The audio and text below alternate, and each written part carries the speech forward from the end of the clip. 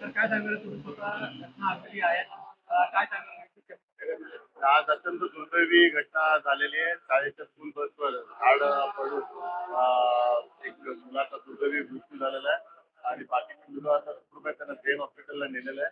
परंतु कुठे ना कुठेतरी मुंबई महानगरपालिकेच्या गार्डन डिपार्टमेंटच्या अधिकाऱ्यांचा हलगर्जीपणा दिसून येत आहे. कारण पावसाळ्यापूर्वी सर्व झाडं एक ऑडिट केलं जातं. पावसाळ्यात कुठे दुर्घटना होऊ नये याकरता जसं मेंटेनन्स डिपार्टमेंट आहे तसं स्टॉक वॉटर ड्रेन सॉलिड सगळ्या डिपार्टमेंट काळजी घेतं. तसंच गार्डन डिपार्टमेंटच्या तर्फे पण सगळ्या झाडांची पडताळणी केली जाते.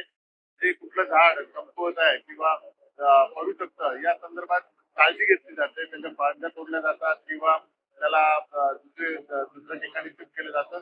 परंतु ती बाब या ठिकाणी दिसून येत नाही आणि या ठिकाणी कुठे ना कुठेतरी अधिकाऱ्यांचा हलगर्जीपणा दिसून येतात. मी आयुक्तांना विनंती करणार आहे की या संदर्भात जे कोण दोषी अधिकारी त्याच्यावर कारवाई करावी आणि एक मुलाचा शाळेकरी मुलाचा दुर्दैवी मृत्यू झालेला आहे.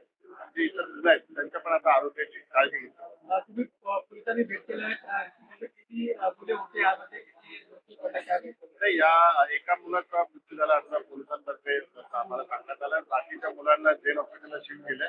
त्यांना जेन हॉस्पिटलला